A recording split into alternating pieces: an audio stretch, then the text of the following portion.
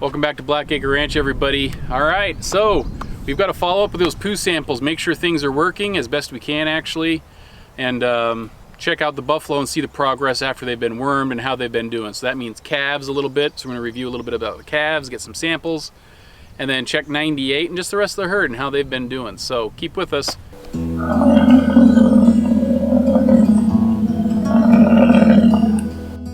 Behind me over here, over my shoulder, is number 3. You can see there's a lot of stuff hanging out her back end. So the story with her is last year when we got her, she was like 740 pounds. She ended up not being pregnant, really low weight to even get pregnant. And then with all the parasite issues we had and just the timing of summer, things didn't go too well. She's pooing right now. Looks like pretty good poo. Anyway, so you can tell hanging off the back end is a bunch of discharge. She ended up being pregnant. Now we thought she wasn't. This year. So she ended up having some discharge a couple days ago. You can see it kind of pouring out a little bit. She seemed to be a little swollen, so we're like, hey, maybe she's pregnant, good news. So she did drop a calf yesterday, but it was a stillborn. And it wasn't fully 100% developed, whatever. Anyway, so that's what happened. So now she's hanging around with this afterbirth, and it's not going away as quick as others that have had their babies. So we're keeping a watch on her, seeing how she's doing, but we did have our first calf a couple days ago, yesterday, something like that, yesterday morning, but it was stillborn. Take 2 days to pass, so anytime now she should be able to get it gone. So obviously, you know, it doesn't look the greatest, and, you know, is there some concern? Yeah, I mean, it's obviously something we're noting. But, you know, I know a lot of you guys online are like always wanting vets to come out and look at everything. Buffalo in general don't need a lot of vet work. That's the point of having them. That's why we didn't want cows. So they birth on their own, they do everything on their own, they heal fairly well, you remember kisses and everything. So we're watching it. When she stands, she looks like she's trying to get it out. She obviously stands a little weird. So, you know, if this goes another day or so, I'm definitely gonna call some vets, but we're gonna let her run her course and see if she handles it and how it goes. So a number of months ago, we had an animal that had some prolapse, and that's where, you know, you can have an anal prolapse, a vaginal prolapse, a uterine prolapse. That's where the stuff from the inside, in essence, comes outside the body when it shouldn't be, right? And so it's hanging there. So obviously that's one thing I'm worried about with her. Looking at it, doesn't look like it's maybe just 100% normal afterbirth. I was gonna get rid of her. In fact, she was up for sale. And oddly enough, it's like, holy crap, she might be having a baby. So that's the thing, okay? So whenever somebody talks about who's pregnant, who's not pregnant, I'll tell you that vets half the time are inaccurate with buffalo, okay? A number of people I've, you know, talked to have had horror stories of buffalo who should have been open, thanks for the word, but ended up not being when they sent it to the slaughter. So, you know, if you get blood work, that might be a better way, that might be more accuracy, but even the group that we got, the large group down south from Brent, a number of his who had blood work said open. Well, they ended up having a baby. As a general policy here on the ranch, what we're thinking is we're not going to make that determination until just after birthing season. And so in the late summer, early fall, they're gone. It's not going to be after the vet or we check them and work them in the late fall, early winter, because you just don't know. All right, so 98, okay? We darted her. We're trying to get a poo sample. It's been a while. This is like day number 3. Right? Trying to get that poo sample. Trying to get a poo sample. So she just stood up. She's in the, you know, was in the dirt. But oh my gosh. So I'm going to mention, okay, something just realistic. In a nice, perfect world, we'd say just sample every animal and you send off the samples. You have obviously never sat there for hours and hours, day after day, trying to catch one person's poo. Okay? This is like, you don't have that much time. If you have all the time in the world to do that, by all means, go for it. But I would tell you 99% of people, especially ranchers, do not have the time to sit in a pasture and stare at the butt of an animal waiting for every one of them to poo. Okay? It doesn't, there's things to do in this world. So anyway, day number 3, sitting here with 98, waiting for her to poo. And obviously she's not cooperating. She's peed, we've gotten her up, she's laid down, she's done different things, and we've been watching. So I would love to check her. So you might say, well, you have to, just because you need to know it's working. But I'll tell you, there are other signs to know if the worming had an effect. For one, the worming was a dart. We know she got it. Okay, it wasn't just sitting out some cubes, so we know it was actually administered. Half the time I think you test them to make sure they got enough that it did make an effect. But because we darted, we know she got it. The second reason that I think it's working is she's a lot more lively. She's a lot more engaged in the herd. She's more mobile. She's doing things. She's kind of bossing some other people around. So all of those are signs that things have turned the corner and that they should be rebounding. So when I look at those two signs, I'm like, I can spend hours again, I don't know how long, waiting for her to poo. And if she was perfect, she'd just poo all of a sudden right now and make me just horrible. But eat your words. Eat my words, right? But you know, 3 days is enough, dude. Hours and hours these days. So we're gonna let her go, I think, and not collect a poo sample. She's pooing. Go get a bag. Little. It's in the console in the center. See, you told me so. Find her. Good job, 98. Good job, girl.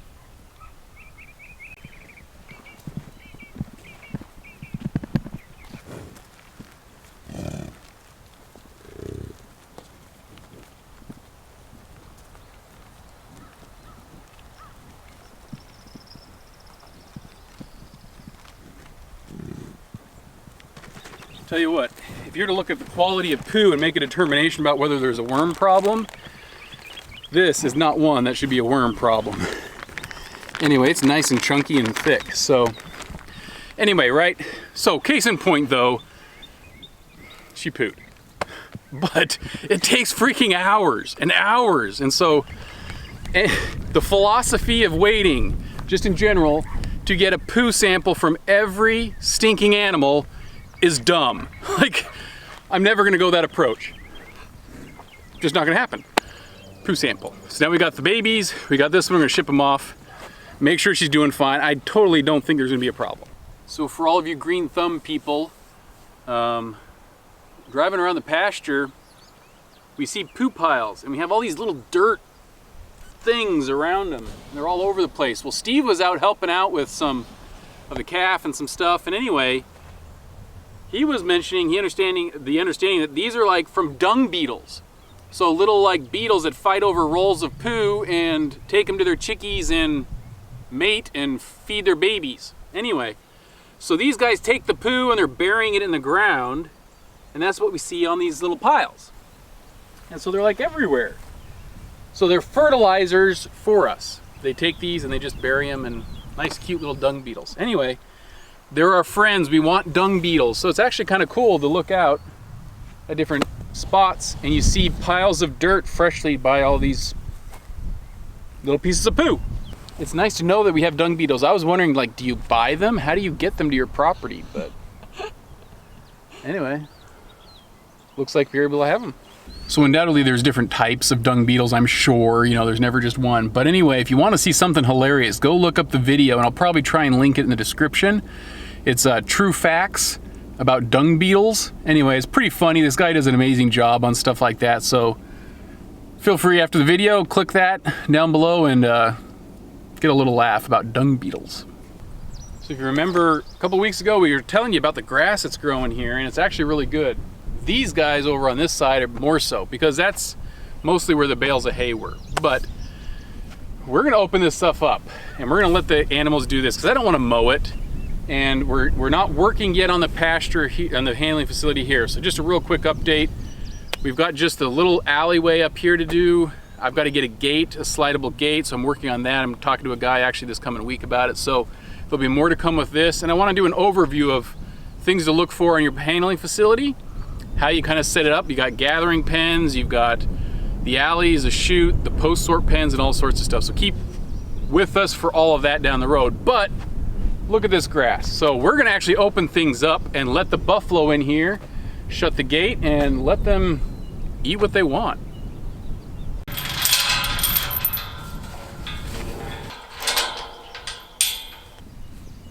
You can come.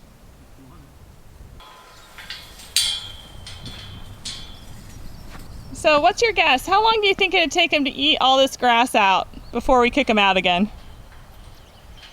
Well, if they were all here, a couple days. Yeah. I don't think it'll take them long at all. Yeah, I don't think they're going to be here that long. So anyway, let's see if we can get the buffalo running up here and let them know that it's open.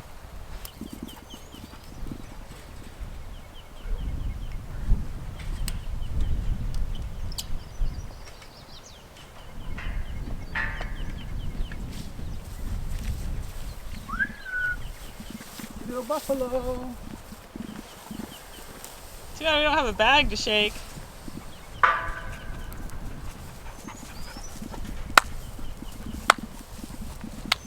As you can see, that does nothing. Hey, there's little mounds by this guy. Come over here. Hey, look, this might be more little dung beetles. Oh, fresh. Fresh. Yum. Hi, guys. Hi, little Darcy. Missy. Mr. Darcy. Yeah, he's so cute. All right, so we need to get them in there and let them know that it's open. Just that way we get the satisfaction of being able to see that they are aware of it. Otherwise, they'll find it eventually, but it's nice to know that we help them find it. So we're gonna drive the truck around, wake them up a wee bit and see if they'll follow, and maybe even tamp some stuff in the back, because they seem pretty sleepy.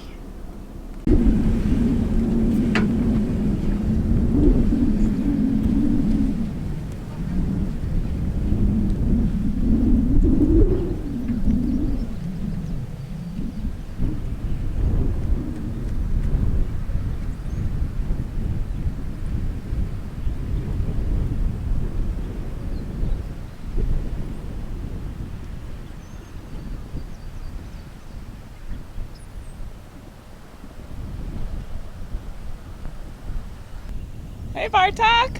Come on, boy. Come here. Come on.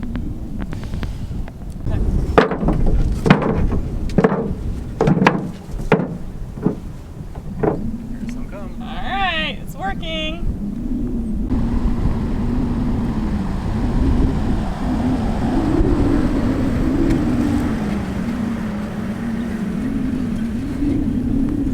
There, the first smart one. There she is.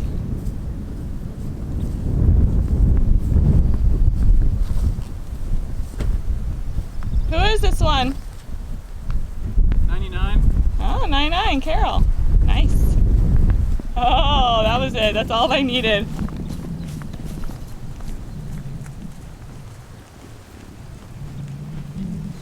Oh, the herd is on the move. All right, Bartok's in.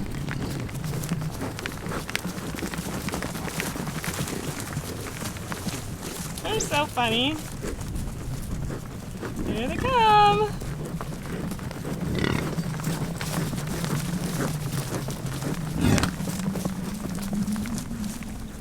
Few slower ladies.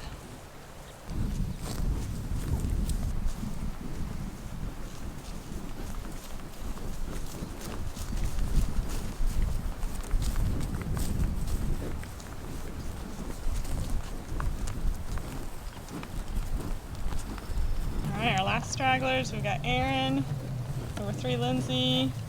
I can't tell, is that 15? Who's the last lady?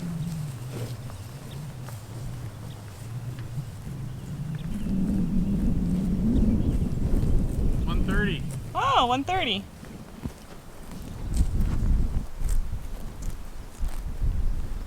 Yeah, they're gonna make quick work of this. So tragedy I was really hoping to avoid, but I messed up Mr. Dung Beetle's This prize home pile. I thought I swung wide enough. Dang it! Stinking it! Anyway, these guys are gonna make quick work of this, I'll tell you that. So, a benefit of having this here is that they get accustomed to the facility and they're not super bothered by it. So, anyway, they're my mowers. I don't have to mow it. So, another beautiful thing is we didn't have to treat them to come in, right? We just opened it up to a new spot and they just knew to run. Once you got 1 or 2, they started coming through. So, anyway, you know, you don't have to always bait them if they're trained and know what's in there, and they knew that there was grass. So, they caught on real quick.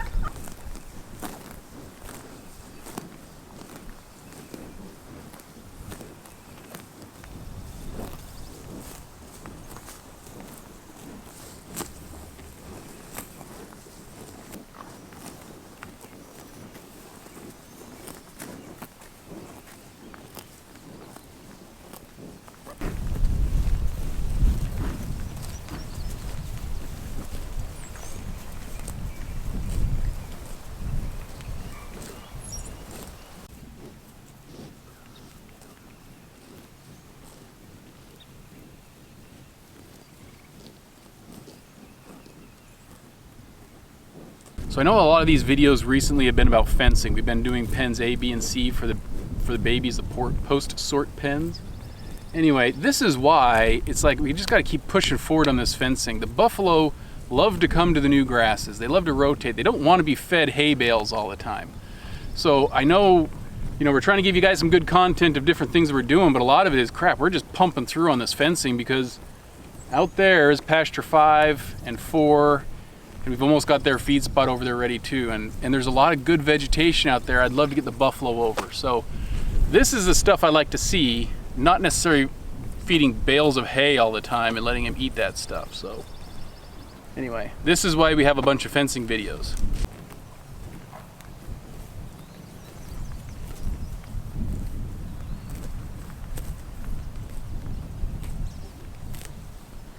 So one train of thought is if we leave and let the buffalo just then go into the pens, but I want the buffalo to not correlate me being here with pens as being working.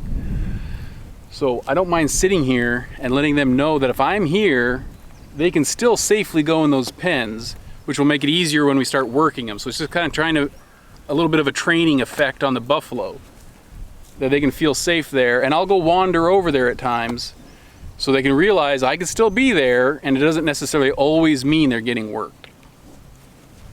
There's Mary.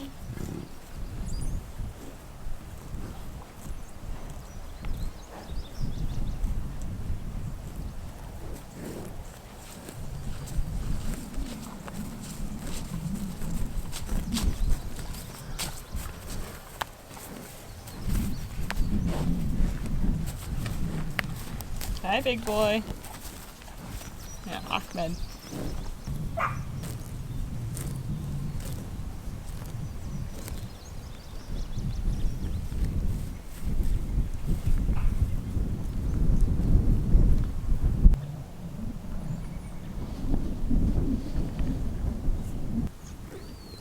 These girls work fast. It's definitely getting trimmed down out here. I think I'm going to amend my timeline. They could be done with this within a day. Yeah, I think they could. So, you know, tomorrow we could leave it open. I bet you they'll be all out of here. So they're gonna go through it pretty quick. All right, so the animals have been out here for about 4.5 hours. And man, they really went to town on this grass. It's almost better than lawn mowing, baby. They'll probably nibble a little bit more, but I mean, they definitely cleared it out. We're gonna leave the fence open to this little gathering pen and for a couple more days, see how they do, make sure they finish it all off nicely, and then we'll close it later. No harm in letting them come in here, but we're gonna wrap it up. We thank you guys for joining along with us and keeping tabs with us and seeing the progress. So like and subscribe, guys. We'll catch you later. See you next time. Bye.